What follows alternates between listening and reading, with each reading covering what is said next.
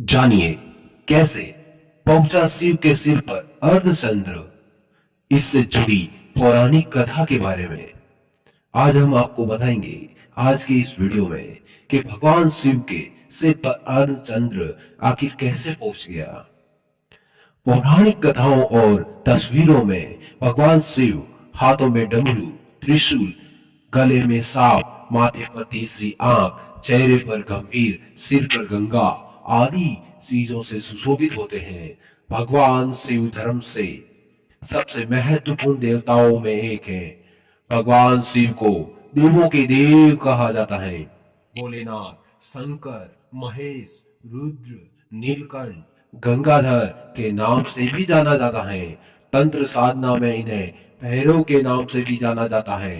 हिंदू धर्म के प्रमुख देवताओं में से वेद में इनका नाम रुद्र है। यह व्यक्ति की चेतना के अत्यंत मार्मी है। इनकी अर्धांगिनी शक्ति का नाम पार्वती है। इनके पुत्र कार्तिकेय और श्री गणेश हैं तथा पुत्री अशोक सुंदरी है। शिव अधिकतर चित्रों में योगी के रूप में देखे जाते हैं और उनकी पूजा शिवलिंग तथा मूर्ति दोनों रूपों में की जाती है। शिव के गले में नाग देवता विराजित है और हाथों में डमरू और त्रिशूल लिए हुए हैं। कैलाश में उनका वास है। यह शैव मत के आधार है। इस मत में शिव के साथ शक्ति स्वरूप में पूजा जाता है।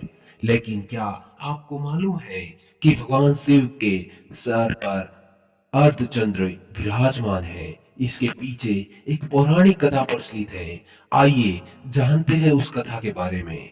पौराणिक कथा के मुताबिक चंद्र का विवाह दक्ष प्रजापति की 27वीं कन्याओं के साथ संपन्न हुआ था। चंद्र और रोहिणी बहुत ही खूबसूरत थी और चंद्र का रोहिणी पर अधिक स्नेह देख शेष कन्याओं ने अपने पिता दक्ष से अपना दुख प्रकट किया। दक्ष स्वभाव से ही क्रोधित प्रवृत्ति के थे और उन्होंने क्रोध में आकर चंद्र को श्राप दिया कि तुम क्षय रोग से ग्रस्त हो जाओगे। स्नेह स्नेह चंद्र क्षय रोग से ग्रसित होने लगे और उनकी कलाएं क्षीण होना प्रारंभ हो गई। नारद जी ने उन्हें मृत्युंजय भगवान आशुतोष की आराधना करने को कहा। तत्पश्चात उन्होंने भगवान आशुतोष की आराधना की। चंद्र अंतिम सांसें गिन रहे थे। चंद्र की अंतिम एक धारा कि भगवान शंकर ने प्रसोद काल में चंद्र को पुनः जीवित कर वरदान देकर उन्हें अपने मस्तक पर धारण कर लिया। अर्थात चंद्र मृत्यु तुल्य होते हुए भी मृत्यु को प्राप्त न हुआ।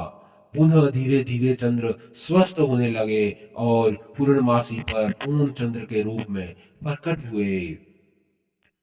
चंद्र क्षय रोग से पीड़ित होकर मृत्यु तुल्य कष्टों को भोग रहे थे। भगवान शिव ने उन्हें उस दोष का निवारण कर उन्हें पुनः जीवन प्रदान किया। अतः हमें उस शिव की आराधना करनी चाहिए जिन्होंने मृत्यु को पहुंचे हुए चंद्र को भी मस्तक पर धारण कर लिया था। शिव अपने इस स्वरूप द्वारा पूर्ण सृष्टि का भरण पोषण करते हैं। इसी स्वरूप द्वारा परमात्मा ने अपने ओज व उष्णता की शक्ति से सभी ग्रहों को एकत्रित कर रखा है। परमात्मा का यह स्वरूप अत्यंत ही कल्याणकारी माना जाता है क्योंकि पूर्ण सृष्टि का आधार इसी स्वरूप पर टिका हुआ है।